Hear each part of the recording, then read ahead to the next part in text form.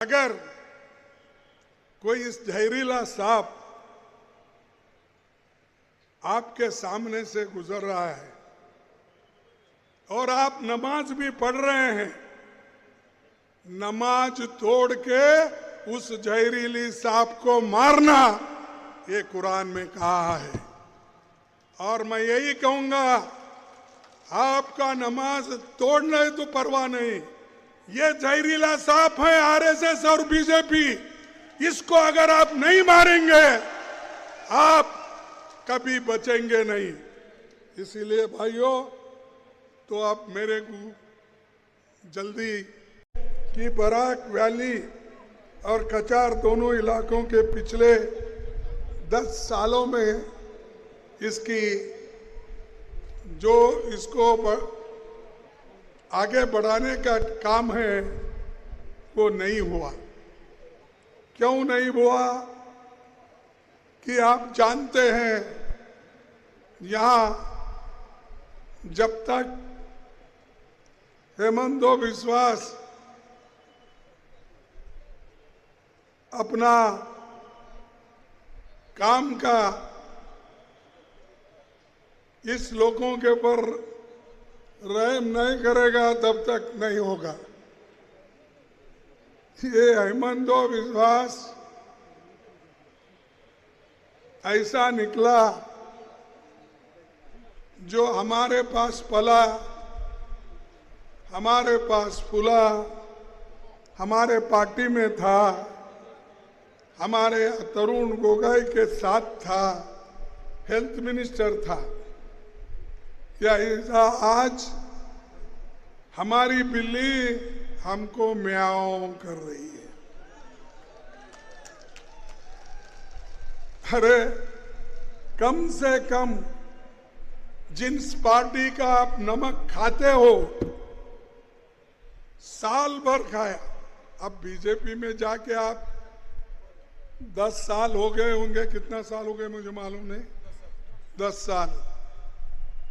लेकिन हमारे पास तो तुम 20-25 साल से थे और कांग्रेस की नमक खाई, और नमक खाके जिस थाली में आप खाना खाए उसी थाली में थूकने का काम आपने किया।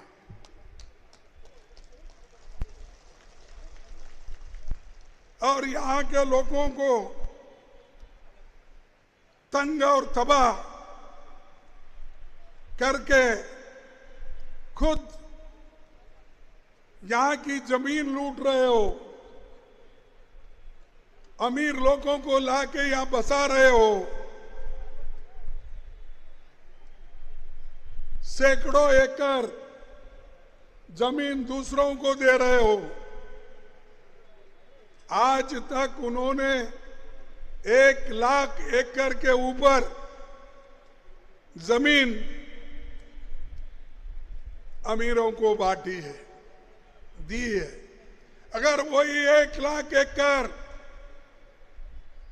2-2 एकड़ भी अगर गरीबों में बांट देते तो 50,000 फैमिलीज अपने बलबूते पे ठहर के उनकी आर्थिक परिस्थिति बदलती थी। लेकिन उन्होंने वो नहीं किया। उन्होंने बुलाया अदानी को, उन्होंने बुलाया रामदेव को, उन्होंने बुलाया, उनको तो दिया और खुद भी लिया। यहाँ तक कि मैंने तो आज के अखबार में पढ़ा और पढ़ के मेरे को बहुत दिल को ऐसा महसूस हुआ, एक आदमी को अगर पावर मिलता है वो लोगों के भलाई के लिए उपयोग करने के बजाय वो खुद अपने फैमिली मेंबर्स का उद्धार कर रहा है। मैं सुना 3-3 पासपोर्ट उनके घर में, गोल्डन पासपोर्ट, गोल्डन बोलते क्या है, गोल्डन पासपोर्ट, फिर एक क्या है, ग्रीन पासपोर्ट, क्या वीआईपी क्या क्या पासपोर्ट है, उसके घर में सब पासपोर्ट मिल रहे हैं। अरे आपको क्यों भाई, आप तो देश की सेवा और आसाम के जनता की सेवा करने के लिए आए थे, हुआ क्या,